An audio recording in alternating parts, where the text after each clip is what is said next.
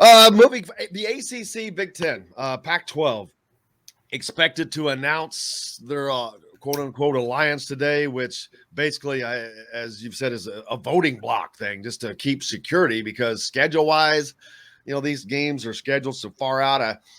Indiana's scheduled to play Notre Dame in like 2030, which that would already work for this scenario, I guess. But these schedules are so far out, they're either you would have to get out of games. Then there's the possibility of the Big Ten having to go back to 8 conference games versus 9. And I'm sure that the coaches wouldn't mind that because that takes a little pressure off of you. The athletics departments wouldn't mind that because those are usually money-making games. But if you're going to bring in these conferences, I don't know if that's going to alleviate that much, but all kinds of possibilities. Yeah, I mean, I think that we were kind of ahead of the curve talking about this last Tuesday. And I had not yet spoken to anyone in any athletic department among the 3 conferences when we spoke, but I was on the right track because the day after we spoke last Tuesday, I got a chance to visit with an AD at one of not an AD but an athletic administrator at one of the member schools, and so I was able to get confirmed for me about what the various ideas were. And yeah, first of all, and this person did not say this, but realistically, this has to be presented as a scheduling alliance. I mean, that has to be in the forefront because otherwise you wind up perhaps in some legal jeopardy. So that's what they have to talk about. But behind the scenes, what they're thinking about in reality is we need to be together. If the SEC is going to do this muscle flexing, we need to be together so that they don't roll over us. And that's the reality. And there's a lot of tough talk now from SEC country. Well, we're rolling over you anyway. Well, not 3 votes against 1. You're not. I mean, you may still have the best football teams, and I don't think anybody has disputed that in general they do. But Clemson has won a national championship under the CFP system. Ohio State has won a national championship under the CFP system. So it's not exclusive to them. They have been the best conference, and that's been true. But they are not exclusively the best conference. So we still don't know what the ramifications are of being, of bringing in one power and one team that should be a power to their league. It could diminish their power by spreading it out too much. You never know. And we'll find out when it eventually happens. But the assumption that it's going to add to their conference strength automatically, I think, is premature. And the SEC hasn't won a basketball national championship since Kentucky in 2012. 2012. So on the other side of it, yeah. It's hard for the Big Ten to use that as a wedge point or whatever because they haven't won since 2010. Well, they're bringing the ACC in. Yeah, the ACC has dominated. Yes. Yeah, the ACC has won, and look, there are conferences that are strong in every sport, and obviously the West Coast does great in particular sports, water polo. A few other sports that they've been great at, tennis, soccer.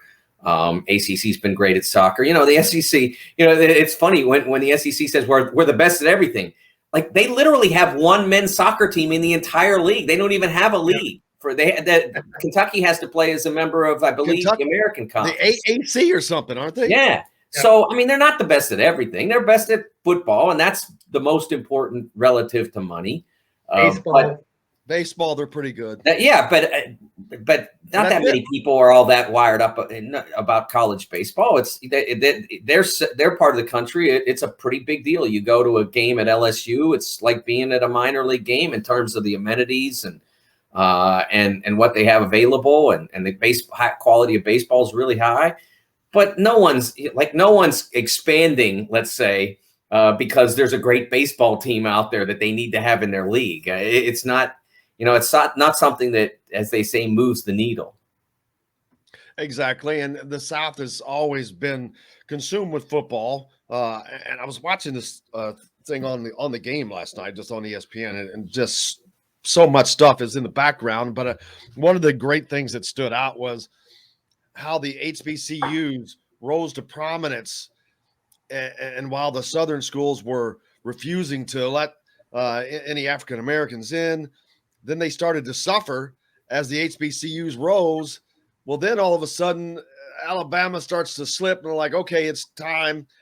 And that was it swayed things the other way. That's what brought the Southern SEC type schools back up, and then it pushed the HBCUs down. So yes. It was just a weird way of how the rise and fall of historically black colleges and universities were on the SEC type schools.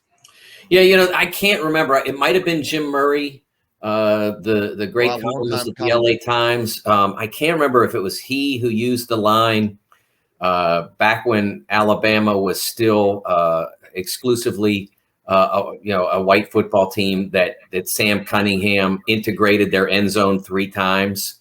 It was one of the best lines in sports writing history, and that that is known to have changed the way Alabama approached college football. That they realized that they were wrong, at least competitively, in what they were doing, and obviously they were wrong well before that from a societal standpoint. But that led to college football in the South becoming integrated, and it has led to, over time, to the SEC becoming the preeminent college football conference.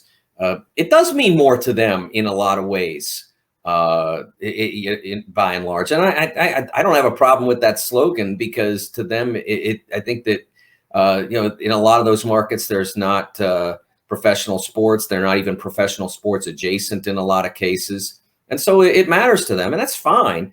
I don't think what they did with Texas and Oklahoma was good for college athletics. I don't think it was good for the SEC. It will give them more good football teams, but it'll also give them more bad football teams. And that's the part that no one in the league seems willing to acknowledge. But just wait and see, what life post Texas and Oklahoma. Just wait and see what it's like for Mississippi State, Ole Miss, Arkansas. Let's watch and see how much harder it gets.